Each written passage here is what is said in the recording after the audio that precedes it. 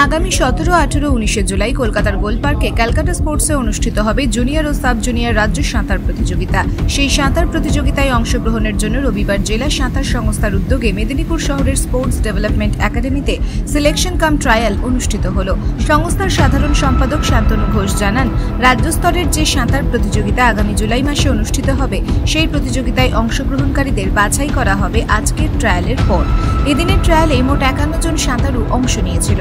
জেলার বিভিন্ন swimming club থেকে এই 51 জন সাঁতারু ট্রায়ালে অংশ নিয়েছিল।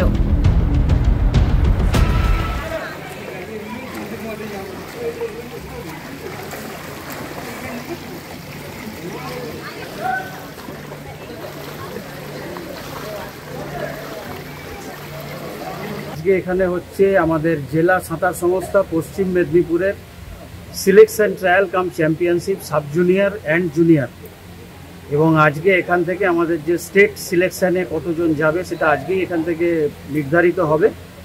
আমরা হয়তো কাল বা পরশু সেটা জানিয়ে দেবো। State swimming championship sub junior এবং জুনিয়র এটা হবে 18, 19, 20 জুলাই ক্যালকাটা স্পোর্টস, যেটা কলকাতার গোলপার্কে অবস্থিত। এখানে আজকে মোট 51 জন প্রতিযোগী এবং প্রতিযোগিনী এসছেন।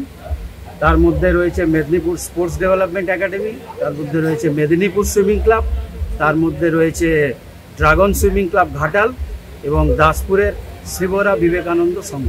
কোন কোন বিভাগে হচ্ছে? এটা হচ্ছে সাব জুনিয়র অ্যান্ড জুনিয়র 11, 12। শুধু কি সুইমিং না সঙ্গে ড্রাইভিং? সুইমিং, ডাইভিং আমাদের আগেই হয়ে গেছে, অনলি সুইমিং। আপনার নাম? সাব জুনিয়র এবং জুনিয়র। আমার নাম হচ্ছে শান্তনু ঘোষ, আমি ডিস্ট্রিক্ট সুইমিং অ্যাসোসিয়েশনের জেনারেল সেক্রেটারি।